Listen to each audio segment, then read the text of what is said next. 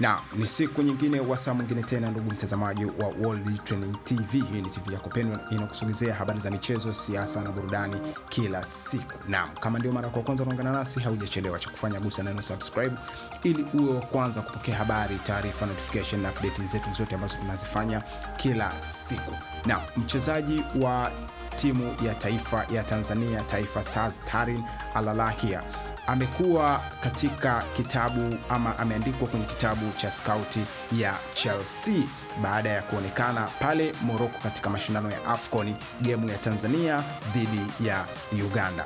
Mashindano ya nchi za Afrika AFCON ambayo yamefanyika pale Morocco yameleta matokeo chanya kwa baadhi ya wachezaji wa nchi za Afrika ikiwemo Tanzania, lakini nchi kama Uganda, ambapo wako maskauti wa vilabu vikubwa sana duniani kama Chelsea, lakini Man United na vilabu vingine vikubwa ambao walikwenda kuangalia mashindano yale pale Morocco, ambapo walikuwa wanaangalia mchezaji gani ambaye anaweza akawafaa ama akawasaidia katika vilabu vyao.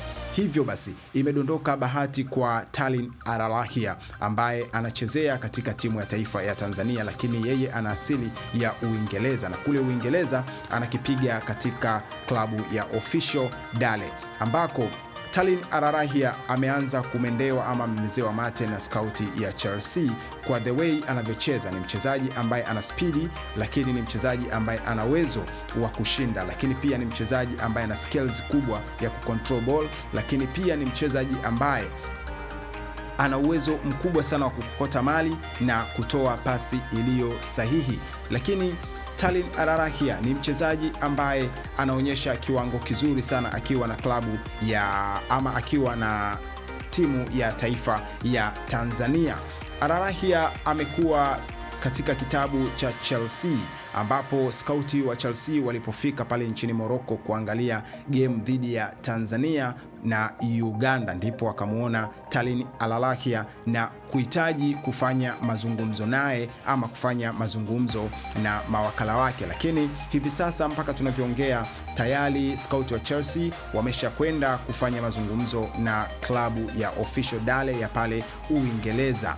Naam, Alalahiya inasemekana kwamba huenda dirisha la usajili likifunguliwa, basi ananukia kwenda katika klabu ya Chelsea, na sio kwa majaribio, anakuwa official player wa klabu ya Chelsea.